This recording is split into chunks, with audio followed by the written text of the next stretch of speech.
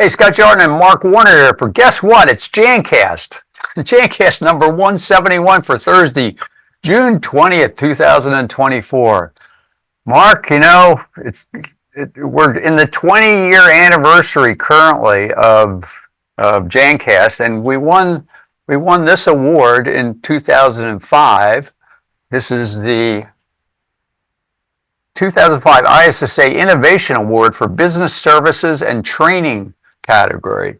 So we're famous 2005, but we started in 2004. So in the future, we are going to have a show sometime this year that's going to recap all the things we've been doing. But it's been pretty interesting over the years, I must say, from a technology standpoint, right? Yeah, well, you were talking about some of those early shows and how the dynamics of them were different. We did some pretty cool things. Like I remember doing a remote conversation with you while you were in Amsterdam. Yeah. At the show. And that was an interesting way to go about doing it. And then you brought up the fact that we did one time when I was driving the cart around the ISSA show floor, and luckily no one died. Yeah, we actually had people that would jump on and off with us and join us, right? Yeah, and we threatened that we were going to turn the cart over if we hit the turn too fast, and all that. But yeah, the technology, when we started out, there was no streaming, there was no YouTube. I mean, there was the internet was there, but barely, and we were making bad websites and all that stuff back then. But the whole technology thing's really gone crazy because we had this company from Israel that created a device that you could put your recordings into, and it would create a streaming file that you then could post up on your website. But like nobody was doing any of this stuff back when we were doing it, let alone in the janitorial, the cleaning industry. There's absolutely nobody doing anything like what we were doing then. Half the world was on dial-up internet, like through, AOL.com, so we were also limited greatly in file sizes. Yeah, that's right. Yeah, you don't even worry about it nowadays. And bandwidth, we were concerned about the bandwidth because if you put up too big of a file on your website, every time somebody downloaded it, it was going to cost you a certain amount of money because you're using all this bandwidth. That nobody even thinks about that anymore. But yeah, we used to interview potential candidates for the ISSA position. So we were like the early version of MSNBC and Fox News as far as the ISSA. The candidates were like, I don't want to talk to this guy, Scott Jordan. It was like, but they kind of felt like they had to because we were promoting the fact that all the people that are going to be able to vote for you are going to listen to this show, and you can't like just kind of say, nah, I'm too busy, But it was a fun time back then. I think their biggest fear was that we would have got on and said, well, we asked so-and-so to do an interview and they declined the interview. Yeah. So like sometimes what you don't say can hurt you as bad as what you do say. So, but that was really interesting. And crazy science of technology back then. Just doing all that and recording it on the phones. And yeah, I think it's pretty cool now that we've kind of done a circle back here. Now we're back into doing the science of the cleaning industry, which who would have thought, pre-pandemic, we didn't even know what dwell time was, right? Now we're worrying about carpet bloom. That's true. If anybody had thought, if we knew what we know now, it probably would have made things a lot easier. But do you imagine how freaked out people would be if they thought that there's such a thing as toilet bloom and carpet bloom? I mean, what are you going to do? You can't even walk across the room without worrying about getting stuff. People have become so much more aware of all that stuff and conscious of it. Like the one that really freaked me out was the sink splash bloom, just because that's where you wash your face. Yeah. So that one kind of blew me away. But we actually had started going down the path of some of this science stuff way back when, and just kind of dipping into it a little bit. And ultimately, we ended up having some scientists on. I remember Roger McFadden got on. He was a scientist, and I actually served with him on the S400 standards committee. Yeah, he was Good very guy. innovative in the whole green chemistry thing back in the day, before Yep. people really got it. He figured it. What did he tell us? I think on one of the shows, he found a couple ingredients that in Europe that nobody was using in the U.S. that were better from an environmental standpoint.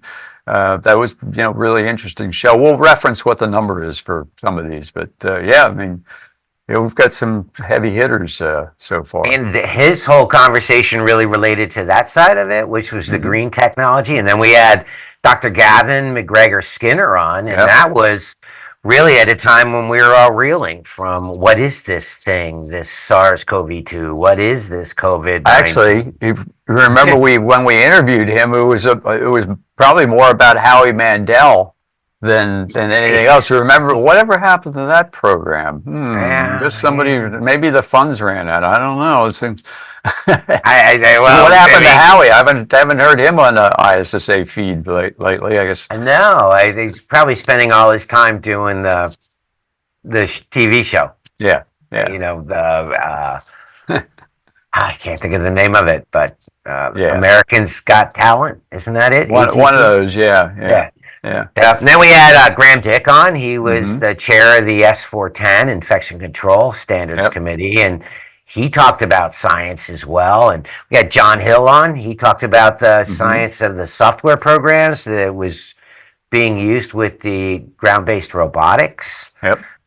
So that was amazing to hear about and how he was doing that with workloading and the other guys that we've had, but more recently we did a shout out on an earlier show, and Yeah. Bob Ferguson on ATP meters and Yep. Steve Cooper on electrostatics and then we had the only Dr. Charles Gerba on straight from TED Talks, and he was Yeah. on Jancast.com, and that was fantastic. That's where we got into toilet blooms and splash blooms and All those carpet scary things blooms and all those scary things we didn't know about, and probably wish now we didn't actually know about well, it's better to know than not to know. them. But Yeah, after yeah. that, we had Dinesh on, and we Oh yeah, referred to Charles Gerba's whole thing, and that got Dinesh inspired. He ended up hooking up with Charles Gerba out in Arizona. They yeah, actually had a face-to-face meeting for an hour that lasted 6 hours, and they became like best friends yeah, and kind of want to collaborate on some stuff. So at some point, there may be some conversation yeah, about maybe us having the both of them on a future yeah. show and being able to talk about where they're taking concepts where Dr. Charles Gerba was all about, the toilet bloom and Dinesh was all about measuring what's in the air, and then Yeah. that may lead to new standards or white papers We or we could do a super show and have all of these guys on at the same time. That would be interesting, huh? A that real was a real yeah, round table. that would kind Yeah, of I don't think remind there'd be me any. I don't think there'd be any conflict. Each one's got its own kind of niche specialty area of the science specific to cleaning. Yeah. So good stuff. So there's a lot of science in the news, right, Mark? Yeah, there is actually. Part of what's been going on is conversations about what ISSA has been kind of putting out there in their news feed. Yep. And you brought up the one that we talked about months ago was the Yeah. issue about California trying to limit the amount of work that a custodial worker might do to 2,000 square feet an hour. And we were like, wait, what? What? You're walking behind an auto scrubber? What, are you going to work for 15 minutes and then you have to take a 45-minute break? And Yeah, it's some of like the these airline pilots. They can't fly the plane for beyond a certain number of hours. So the same thing is like, yeah, forget about the fact that you got an auto scrubber there that could do what's a typical auto scrubber cover? 10,000 square feet an hour, right? Right. They Yeah. make Yeah. large, wide area sweepers that'll do in an unobstructed area 200,000 square feet an hour. They use them in airports. So what Yeah. do? You work for 5 minutes or 3 minutes, and then you take a 54, 58-minute break? Like, how do you do that? Well, But it got better minds prevailed, and they eliminated that part of the. They removed the production rate limit, which is a smart move.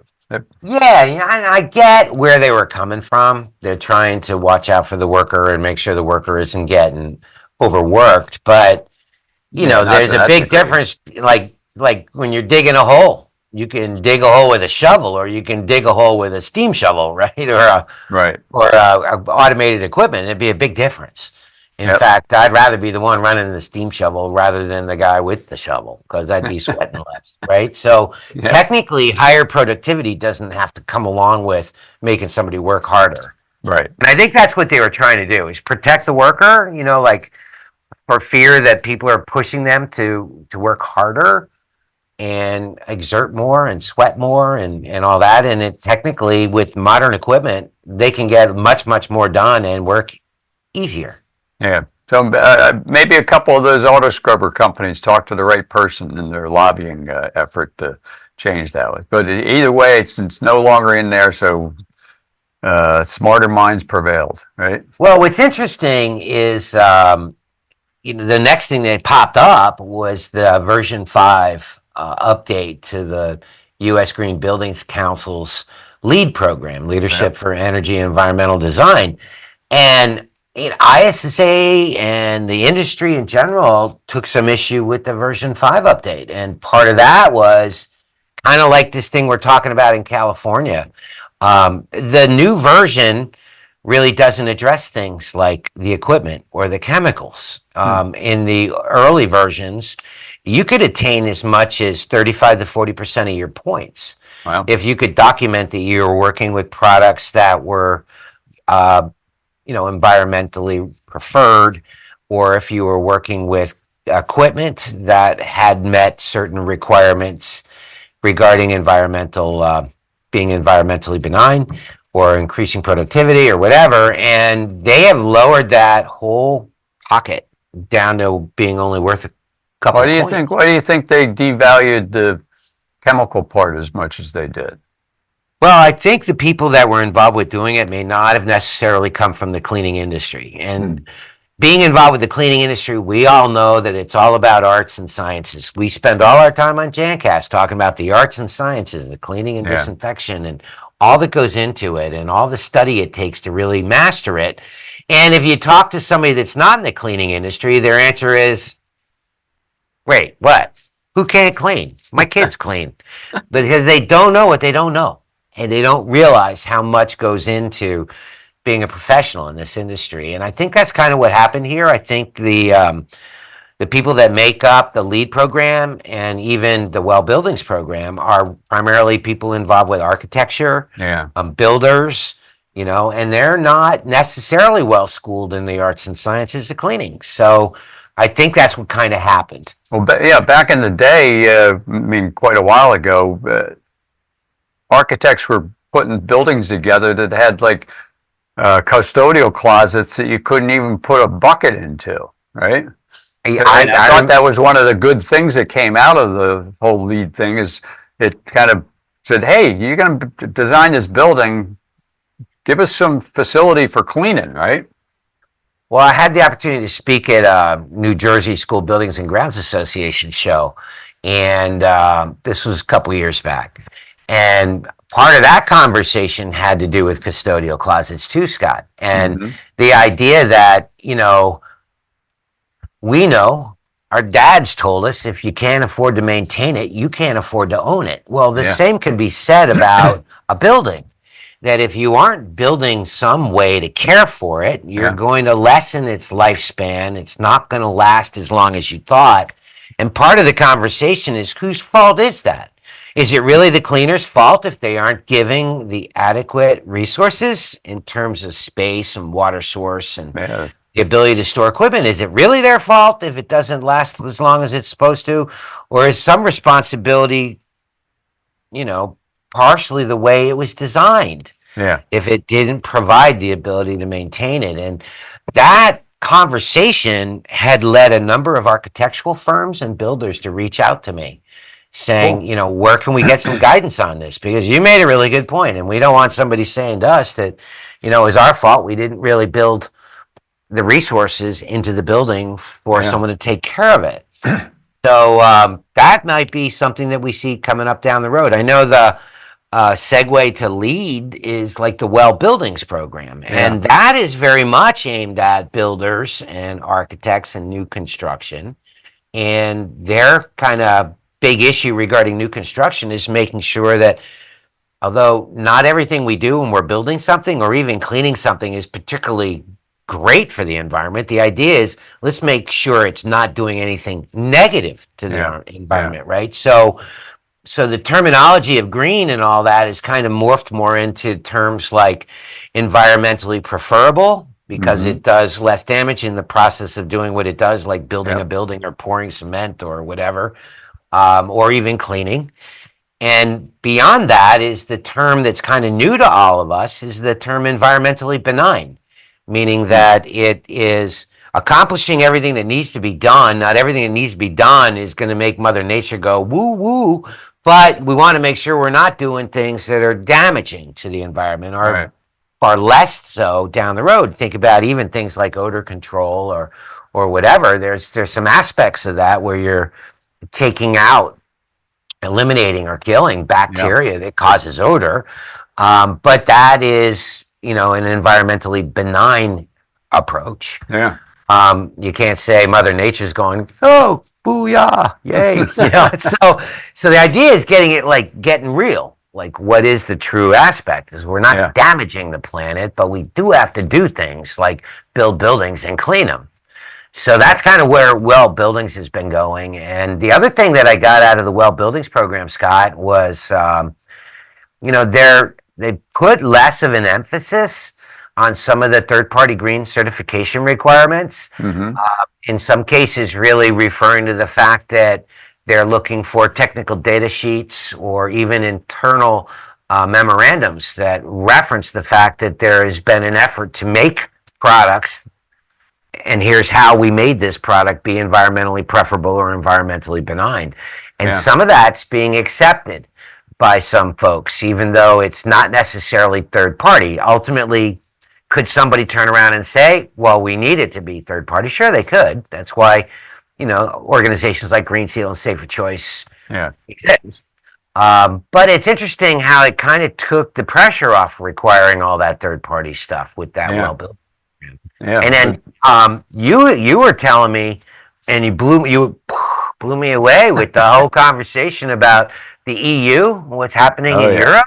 Can Yeah. you hear that? Yeah, that's been a real nightmare for those that know Bullen. We've had a pretty steady presence in Europe. In fact, we exhibited at the Interclean show before ISSA was even connected with it. It was actually through an outreach of the Department of Commerce that we got initially invited to it. And we exhibited at that show for probably 30, 35 years or so. But um, back maybe 10 years ago, the EU put in place, I don't know if REACH actually started at that point, but REACH has been very impactful for anybody out of the EU. It makes it very, very difficult to get products approved to be able to be imported into the EU. So most of our business that we've had over there is gone because we couldn't comply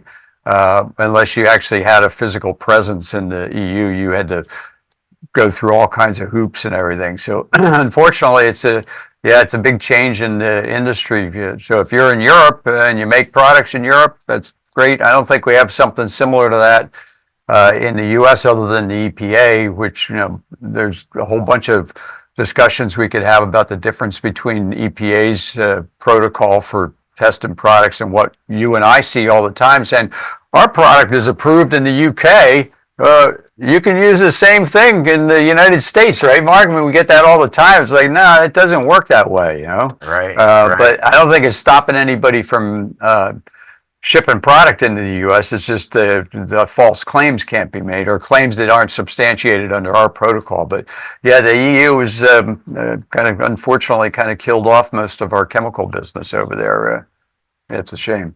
I know I've spoken with a couple folks that are involved with some of the standards committees that I sit on. One Mm-hmm. was Mark Drozdoff, who's an ISO auditor, and I was asking him about it. We had a casual conversation, and he told me that there's a lot of U.S. based manufacturers that have big concerns about what's happening in the Yep. EU, and Yep. Some of it has to do with the reach, and some of it has to do with their maximum allowable content Oh of yeah, certain yeah, types of yeah, ingredients, right? And in some cases, some of the active agents that you need to use for a product to do its job, yeah, might exceed their maximum allowable. So there's some concern about that, and maybe there'll be some pushback from, or rethinking whether or not they're eliminating the ability for Europe to use a lot of high performance products. yeah, I don't know. yeah, But it was kind of an interesting conversation. And yep. anytime you get involved with things like governmental regulation, it's a little scary because you got people who actually don't know much about what Right. they're making decisions and legislation about. They know a little, but they're not from within the industry, right? Yeah, So, yeah, yeah, yeah. Well, there's one relatively recent change, right? On the how do you pronounce that? Is it? well, they have the wipes regulation that's out there, Yeah. and it's kind of a funny word. It's spelled WIPPES, and it stands for Wastewater Infrastructure Pollution Prevention and Environmental Safety. But Jeez. it's really aimed at Wonder how much time they wipers. took to figure out that uh, Yeah. I that think they came up word with the jumble acronym there. first and then figured out how to plug words into it. Yeah. But, but the idea is, there's some consciousness about microplastics entering the environmental stream, and there's been Yeah. concerns about um, whether or not there's a level of pollution related to the flushing and the waste that's created from using wipes. Hmm. I remember somebody saying one time, you want to make $1 million, be somebody that can figure out how to recycle and reuse used wipes because there's 20 billion of them, out Yeah. there. Yeah. And nobody has any use for it other than dispose of it, which was its original intention. But now the question is, how are they being disposed of? Are they going out in dry trash, going into the waste stream in the dumps, or Right. are people trying to flush them down the toilet? In which case they're clogging toilets and destroying the wastewater system itself. And this regulation, it's House of Representatives Bill number 2964.